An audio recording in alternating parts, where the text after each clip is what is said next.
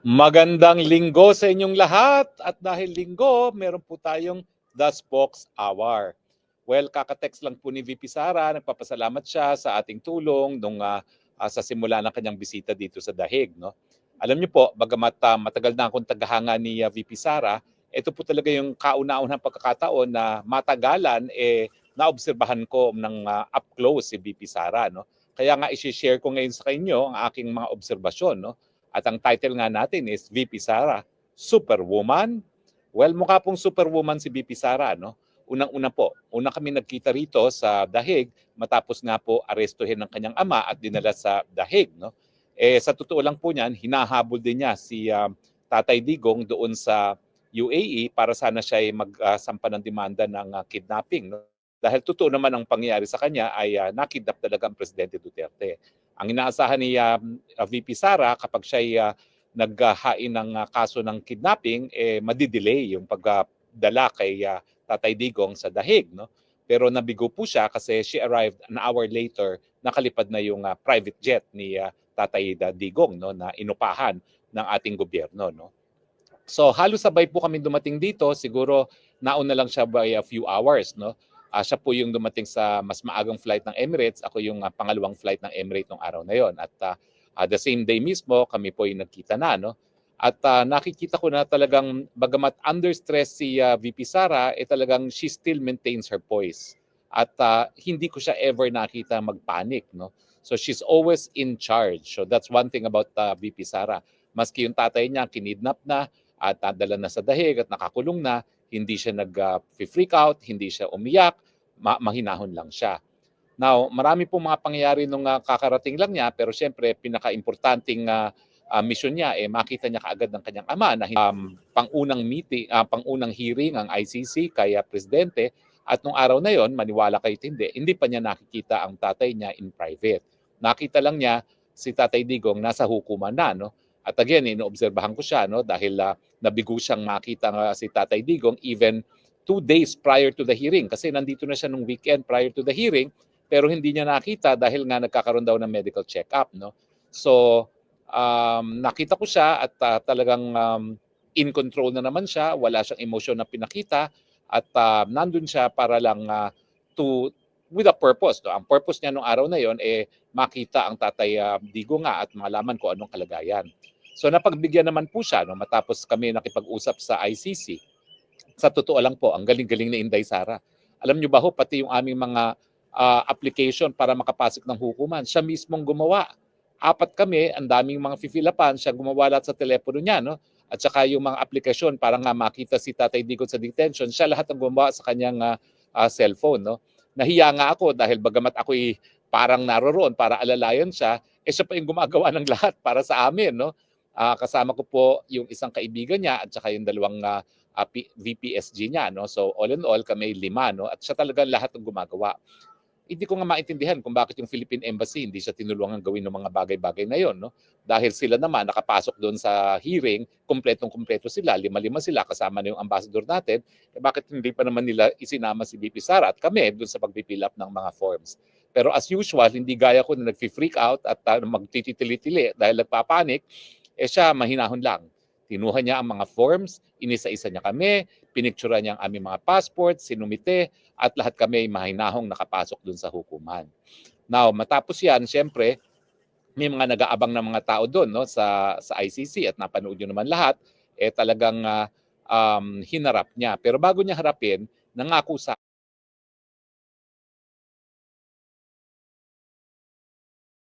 amin yung taga-ICC na bagamat hindi pa na-approve formally yung kanyang application para makabisita, ibibigyan siya ng pagkakataon na makausap ang Tatay Digong.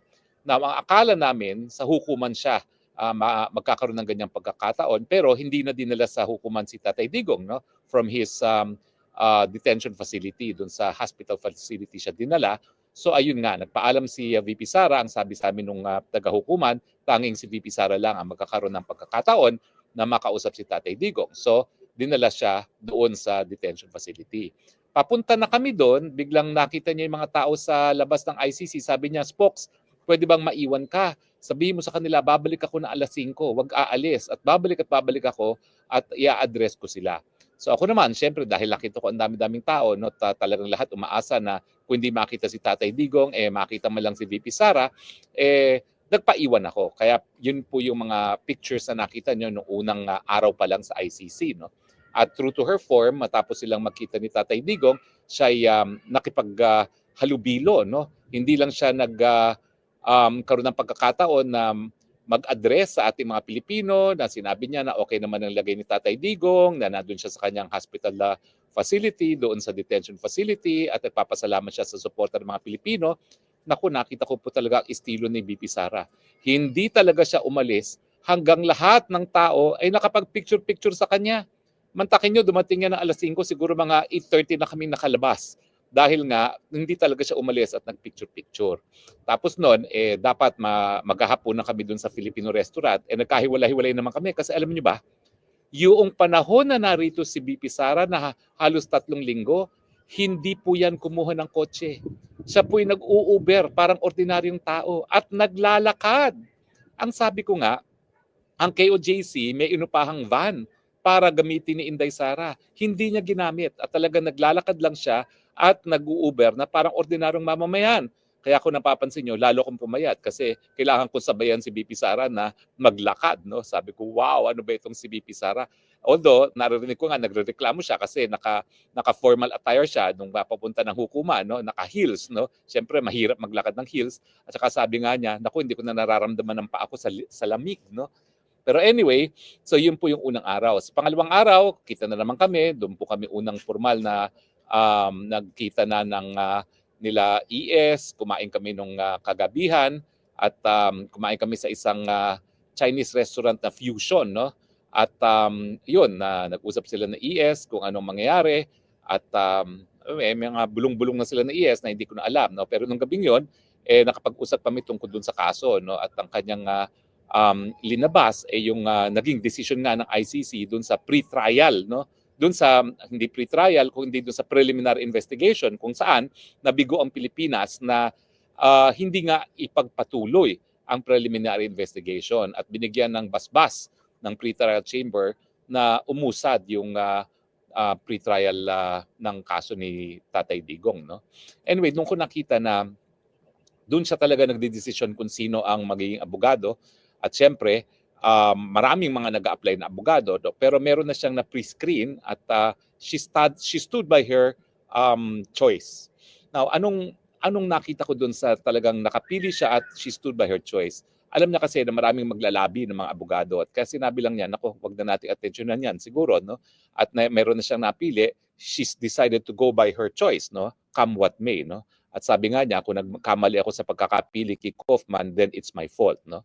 So doon naman ako humanga, no, kasi talagang sa dami ng naglalabi sa akin lang, no, mga 8 taong naglalabi na kunin silang abogado, no. Si VP Sara was very resolute ang tawag siguro doon, no. Resolute dahil nga meron na siyang desisyon at hindi na siya nagbago. Sa pangatlong araw nakita na namin si Hoffman na nanggaling sa Israel, fresh from his operation at in-explain naman ni Hoffman kung ano yung mga magiging procedure na yung nagawang first hearing naman, wala naman talaga yon dahil yan ay para lang ma-apprise o masabihan si Tatay Digong kung bakit siya naroroon. Binasahan siya kung hindi pa po yan, hindi pa yan na arraignment. Sinabi lang kung ano yung mga paratang sa kanya at kung naintindihan niya yung mga paratang sa kanya, pero wala pa talagang mangyari sa susunod na araw. Now, bakit ko natanong kung super woman ba si VP Sara? Alam nyo, nabilib ako talaga sa kanya dahil unang-una, hindi naman siya panganay, and yet siya talaga ang nagpunta ng The Hague para asikasuhin yung unang-una mga legal requirements ng kanyang ama dahil ito naman talaga ay isang legal engagement. Dahil kinulong nga sa isang hukuman, kinakailangan ayusin kung sino yung legal team niya. At medyo talaga masalimuot yung proseso ng pagbuo ng legal team kasi marami nag-a-apply. No? Dahil talaga naman sa mga abogado, it would be an honor to represent former President Duterte, lalong-lalo na sa International Criminal Court na isang tribunal pa rin. No? Now, pero bukod pa doon, naiisip ko, paano kaya niya natanggap ang lahat ng paghamon sa kanya?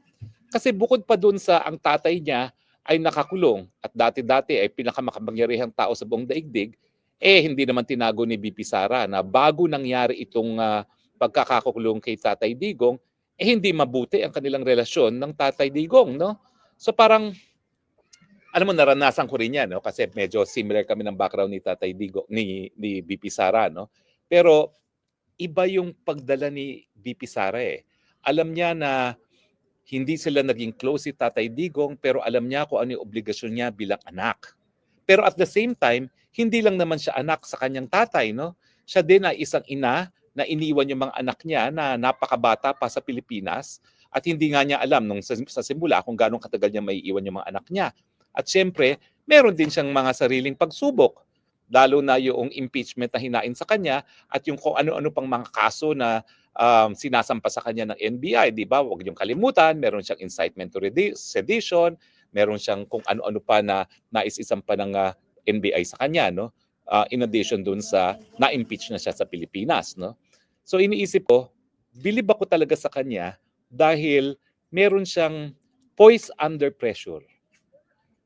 Well, ako, meron akong kahit papaano collateral damage dahil di nga ako nakapasok sa legal team, no?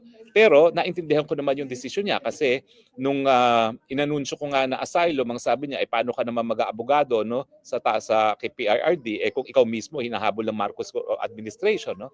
Well, totoo naman po 'yon. Sa totoo lang, nandito na naman ako sa asylum center, no, para sa continuation ng proseso, no? So, hindi siya ganun kadali at hindi siya ganun kabilis, no? At nakikita ko naman yung wisdom na sige, tapusin muna at least yung first phase ng application nito dahil ang second phase, matagal pa po yun, mga 22 months pa yan. Pero after 6 months kasi, bibigyan ka na ng work permit, pwede ka na magtrabaho, no? Pero ang punto ko doon is, ang daming pagsubok, never ko siyang nakitang nag-waiver, never ko siyang nakita na napapaiyak, never ko siyang nakita na parang sumusuko na siya sa mga pagsusubok na yan. Isipin nyo ha, kinailangan niyang asikasuhin ng kanyang ama na wala siyang relasyon until nakulong siya sa dahig. Napakahirap po nun. On top of that, iniwan niya yung mga mahal niya sa buhay, yung mga bata niyang mga anak, yung kanyang asawa, at on top of that, yung mga problema niya na impeachment at mga incitement to sedition at kung ano-ano pang mga kabusita na ginagawa ng Marcos Jr. administration sa kanya.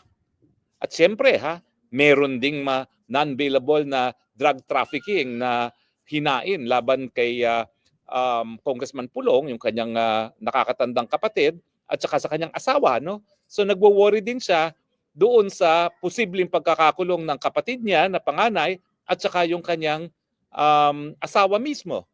At lumabas pa nga yung issue na baka daw raidin, yung nga pala, nakalimutan ko to, baka daw raidin, hindi lang ang pamamahay ni PRRD sa Davao, kundi yung mga pamamahay nila.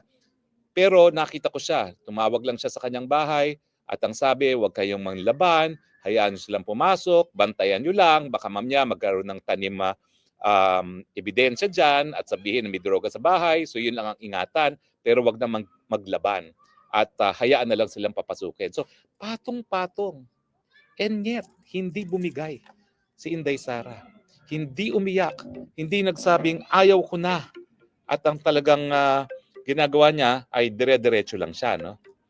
Anyway, kaya naman po kampante ko na bagamat napakadami nating mga pagsusubok bilang isang bansa, kapag ang susunod na leader natin na sa Inday Sara, we're in very good hands. Dahil ang nakita ko sa 3 linggong kami magkasama, kakayahin niya kahit ano pang mga pagsubok. At hindi siya natitinag kung ano man yung pagsubok na yan. Kaya nga tingin ko ang Marcos Jr. Mabibigo kung sa tingin nila bibigay itong Inday Sara. Hindi. She is made of steel. Ang tingin ko. Alam nyo, pareho kaming maraming pagsubok na dinaanan ni Inday Sara. Hinahabol din ako ng Marcos administration. Alam nyo, ang paghahabol sa akin ay hindi lang yung sa Kongreso. Meron pa yung BIR, meron pa yung AMLAC, at meron pa yung criminal case na tanim kaso na walang kaebidensya na hanggang ngayon walang desisyon. Ang duda ko kaya walang desisyon yan, talagang ayaw ako sampahan ng mga piskal at inaantay nila kung makakakuha sila ng ibang piskal para maghain ng kaso sa akin. No? Sana wag naman magpa-pressure yung mga piskal talaga dyan dahil ako naman naniniwala sa integridad ng ating mga public prosecutors, lalong-lalo na dahil ako naman ay pinalaki ng isang public prosecutor mismo, dyan mismo sa DOJ. Kaya laki akong DOJ dyan sa Padre Paura. No? Pero ako, aaminin ko po, hindi ako kasing tigas ni Inday Sara. Bumigay ko mga ilang beses na napapaiyak ako kasi nga hindi ko maintindihan bakit naging ganito yung buhay ko. Hindi ko naintindihan kung bakit ang paninindigan ay naging dahilan para ito nga po, hindi ako makauwi at hindi makapiling ng aking mga anak. No? So maraming beses na ako napaluha. Pero itong si Inday Sara, at the height of it all, hindi ko lang alam kung privately siya napaluha. No? Pero at the height of it all, kung siya mapapaluha, malalaman ko naman kasi talagang when the challenge was most intense, magkasama kami Hindi bumibigay. At siya'y parang stoic lang. Alam ba yung tawag sa stoic? Yung parang bato lang siya na, sige lang, kakayanin natin ito. No? Hanggang umabot siya ng 3 linggo. Marami pa pong pagsubok yan, pero napaka-personal na. Hindi ko na ikukwento. Pero tingin ko, alam nyo naman yan kung kayo nag-aabang ng mga vlogs tungkol sa mga naririto sa dahig. No? So hindi lang yung issue sa tatay niya, hindi lang issue sa pagbuo ng legal team, hindi lang yung issue doon sa mga kasong hinaharap niya sa Pilipinas, hindi lang issue yung impeachment, hindi lang issue yung mga kaso sa laban sa kapatid niya, sa asawa niya, yung nami-miss niya mga anak niya, meron pang away-away. Hanggang nabuo ang pamilyang Duterte. At tingin ko, nabuo rin ang pamilyang Duterte dahil din kay Inday Sara Duterte. Dahil pinakita niya na sa panahon na may matinding paghamon sa pamilya, wala na dapat kawatak-watakan. Hindi na dapat nagbawatak-watak at dapat merong isang tindig ang pamilya. At yun naman ang nangyari. Kaya umalis siya, naayos niya lahat ng dapat niyang ayusin at ngayon naman, haharapin naman po niya yung mga pagsusubok sa Manila. Well, yun nga po ang aking sasabihin. Kung si Marcos Jr. po ito, hindi kakayanin ito ni Marcos Jr. Dahil alam naman natin ang buong buhay ni Marcos Jr. nagpapatakbo si Liza Araneta Marcos, di ba? Pero walang ganun si Inday Sara. Wala siyang, kumbaga, tawag doon, tukod sa buhay. Siya mismo ang tumatayo sa kanyang dalawang mga paa. Hindi niya kinakailangan ng baston. Hindi siya umaasa sa kahit kanino. Umaasa siya sa sarili niya. Kaya nga kampante po ako na kapag siya ay naging susunod na presidente, kakayanin niya kahit ano ang pagsubok ng Pilipinas dahil sa tingin ko, ang VP Sara, sa nakita kong pagharap niya sa mga napakadaming pagsubok, siya po ay isang super woman. Agree ba kayo? Well, tignan natin ang ilan ng mga comments, no? Marami pong comments, maraming salamat. Si Nimi Rayon, si Ana Rasio, si Margarita Solis, si Shing Marilyn Jo, hello. Naku, ang dami po. Si Angel Angie, si Crownness, Ruina Jimenez, si Pia Libre, Vine Buriso, Grace Miaco, maraming salamat po sa inyong mga komento. No? But anyway, ang issue na lang po, ngayon natin kinakailangan ng superwoman. Dahil sa nakalipas na 3 taon, wala talagang direksyon ng ating gobyerno. Kaya tuloy, wala tayong solusyon sa mataas na presyo ng bilihin, sa kakulangan ng trabaho, sa kababaan ng sweldo, sa kagutuman na pinakamatindi na sa loob ng 20 taon. Kailan pa natin pagbibigyan ng superwoman na mamuno sa atin? Huwag na po natin antayin ng 2028. May kapangyarihan po tayo magsisante. Gawin lang natin sa mga mapapayapang mga pamamaraan. Magsisante na po tayo ng presidenteng hindi nakakabigay ng solusyon sa ating mga suliranin. Ihalal na natin, iupo na natin ang superwoman VP Sara Duterte. Maraming salamat po sa inyong patuloy na pagtangkilik at sa hanggang muli nating pagkikita, ito po ang inyong spokes ng bayan nagsasabi, I love you, Philippines. You're the only country that I have. You're the only country that I will love. God bless the Philippines. And pleasure being with you, Superwoman VP Inday Sara. Maraming salamat dahil ikay nagbigay ng pag-asa na kakayanin natin kahit anong pagsubok gaya ng kinakaya mo ang pagsubok sa iyong pamilya ngayon. Maraming salamat. Bye and have a good Sunday.